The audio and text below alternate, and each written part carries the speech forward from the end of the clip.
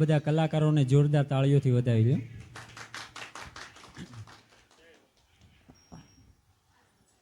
અત્યારે જોઈએ ને તો ખરેખર જીવવા જેવો યુગ છે.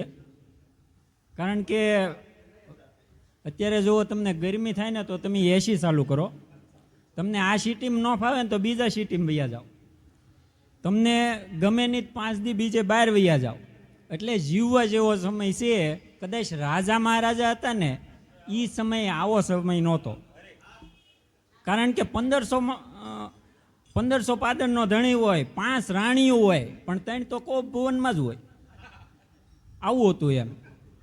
પણ અત્યારે જીવવા જેવો સમય છે. અને તમે છોકરા જુઓ,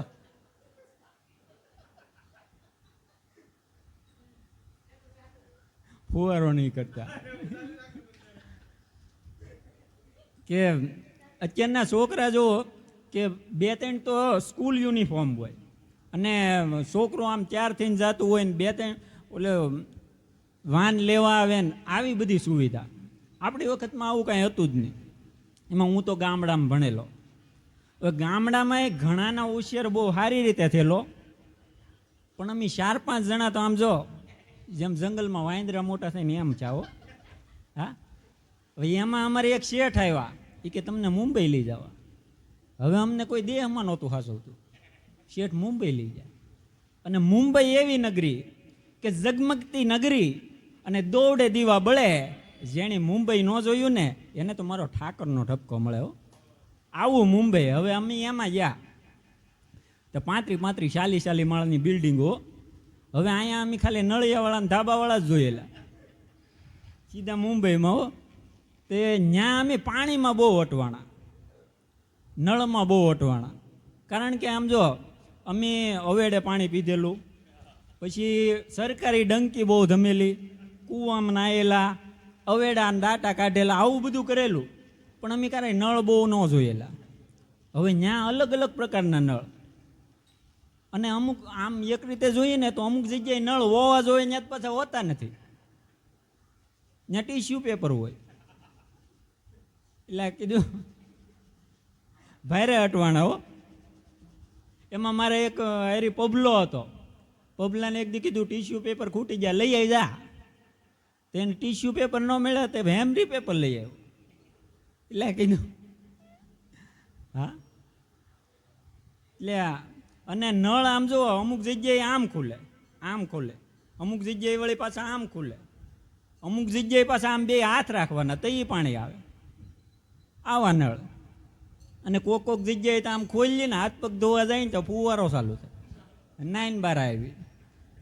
પછી મારો પબલો છે ને, પબલો મારી હારી, એ તો આમ જો રૂમાલ હારી જ રાખે. જમવા જાય ને એટલે એ કે 9 બાર હોઈ આવવાનું. હા, વળતી વખતે અમે આવતા હતા ને, શેઠે જમવાનું મગાવ્યું હોટલમાંથી. હવે જમવાનું હોટલમાંથી મગાવ્યું એટલે ખાધું, પણ નામ તો આવડતું નહોતું, દેહમાંથી આવેલા સીધું. મજા બહુ આવી કે આવું જમવા જવું છે. તે ગયા હોટલમાં, બરાબર વેઇટર આવ્યો, એ કે મગાવો. હવે ખબર તો હોવી જોઈએ, નામ તો આવડતું નહોતું. મેનુ જોયું પણ આવડતું જ નહોતું. એ કે રોટલા ઉપર શાક સોપડેલું આવવા ગયો. વેઇટર ગોથું ખાઈ ગયો, કાને જોતું હું. પછી અમારી હારી હતો, એને કીધું આને ડો પીઝા માગ્યા. ત્યાંથી વળી રાજધાનીમાં નામ લખી દીધા હો અમને. શેઠ કે રાજધાનીમાં જવા ગયો. હવે અમે ગાડામાં જ બેઠેલા હો, સકડામાં તગામાં, ને સીધી રાજધાનીમાં. રાજધાનીમાં એસી સુવિધા નામ જો તે સા આવી. પણ એ કે સા આવી ને તો એક કપ આપ્યો ગરમ, ને હારી એક પોટલી આપી. હવે કીધું આમાં તો ગરમ પાણી જ છે, આને આ સા કરે. પોટલી ખોલીને અંદર નાખી દીધી, સમજ્યા. પછી જોયું બીજા શું કરે છે. ત્યાં વીઆઈપી લોકો હતો ને, એ પોટલી આમ બોળીને હલાવતા હતા. કીધું આપણે શું ચૂવું છે, આમ કરી પીધી તો ખબર પડે આ તો ભૂકી હોતી છે. એટલે આ આનંદ છે. પણ એક જણો એની ઘરવાળીને તેડવા જતો હતો, સમજ્યા. એની ઘરવાળીને તેડવા જતો હતો, હળી ગયેલી સાયકલને, આગલો પાછલો પંખો નહીં, ને કચડુક ભસડુક કરતો ગયો. જાપે ચાહે એના હાહરાને ઘેરે આમ જો ઘોડી હતી ને સાયકલનો કર્યો ઘા ને પાથરા વિનાનો ખાટલો હતો ને એમાં જેમ આમ કપાસિયાનો કોથળો પડે ને આમ પીડ્યો. ત્યાં હાહુ વાકું મોટું કરીને બોલ્યા, જમાઈ હું આવ્યા? એ કે તમારી દીકરીને તેડવા આવ્યો. એ નથી મોકલવાની. ધોઈડા હું આવો છો? નથી મોકલવાની. તમારે ત્યાં છે ને એ કે હું દેડા ગળા પાહા ખાઈ જાય. માઇન્ડ માઇન્ડ મારી દીકરી પોગી. હવે જમાઈ પછી છે ને સાયકલ હાકીને ન જાય, ખંભે નાખીને જાય, હાલ્યો જાય. આપણી કાંઈ ઇજ્જત નહીં, આપણી કાંઈ વેલ્યુ નહીં. કે આ લોકો મારા હાઢુભાઈને બહુ હાસવે, 4 વ્હીલ વાળો રહ્યો કે નહીં, આપણે એક ધંધો કરી લેવાય. સીધો સુરજ અહીં આવીને ઘાટમાં બેસી જાય, ધંધો કરાય, ધંધો કરાય, ધંધો કરાય, ધંધો કરાય. ત્યાં નકે મંદી આવશે, મંદી આવશે, મંદી આવશે. ત્યાં દિવાળી આવે ને ત્યાં આમ જો થોડાક પૈસા ભેગા થઈ જાય, સટ્ટાપટ્ટા પાડીને આવે પાછો દેહમાં. બાજુવાળાને કે દોસ્ત તારું એ કે હોન્ડા આપતો. અરે કે હોન્ડા શું કરવું? એ કે તારા ભાઈ બીને તેડવા જવું. અરે કે ભાઈ બસમાં હોય જાય ને. એ કે ભાઈ એન્ટ્રી પાડવાની હોય, લાવીને ભાઈ ચાવી આપી ચાવી. હોન્ડા લઈને સીધો આમ જો જાપે હો. હાહરાને ઘીરે ગયો ને. હવે હાહરાને ઘીરે પેલું વેલું હોન્ડા આવેલું. હોન્ડા આમ પહોંચ્યું ને ત્યાં તો આમ જો એ કે રમેશ આવ્યા, રમેશ આવ્યા. એ કે ત્યાં તો આમ હાહરા બેસી ગયા ને ટચ્યા નાખી દીધા ને મોરલાવાળા ટચ્યા ને ગાડલા પાથરી દીધા. એ કે ગોદડું કાઢો, આમ ધોળું ગોદડું હોય ને એ કાઢી દીધું. બેઠા બરોબર. ત્યાં તો હાહરાએ બીડી કાઢીને કે જો આમ જો એ કે રમેશ જાય છે ઘણી ટક રહે નહીં, કે એને ખોટી ન કરતા ધક્કું 4 કરજો. ત્યાં ધક્કું તે બે થેલીમાં વળી કપડાં નાખીને કે બા આ વખતે ના નહીં પાડતા હો રમેશને, નકર મારું મીરું મોઢું હાળ જોઈએ. કે ધક્કું નહીં બેહાડી દીધી અને ઉપડા. એટલે એ સમયમાં આમ પતી જતું એમ. અત્યારે આવું નથી.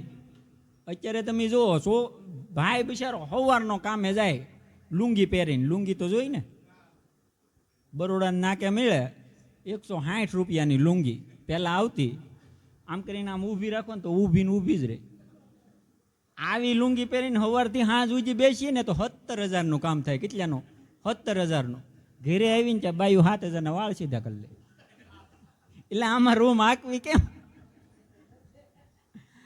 આ આનંદ હતો. હા, પણ મારો મિત્ર એક પબલો એક દિન બાપાને કે બાપા એ કે છે ને મારી હાટું છોકરી નહીં ગોતતા.